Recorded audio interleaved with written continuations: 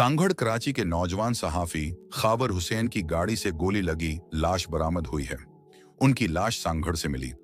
معروف نجی چینل سے تعلق رکھنے والے نوجوان صحافی خاور حسین کی سانگھڑ میں کار سے گولی لگی لاش ملی ہے۔ پولیس موقع پر پہنچ گئی ہے اور ان کی موت سے متعلق تحقیقات کی جا رہی ہیں۔ ریسکیو حکام نے لاش سے متعلق ابتدائی تفصیلات بتاتے ہوئے کہا کہ صحافی خاور حسین کے ہاتھ میں پستول بھی موجود ہے۔ وزیر داخلہ سندھ کی جانب سے واقعے پر افسوس کا اظہار کیا گیا ہے۔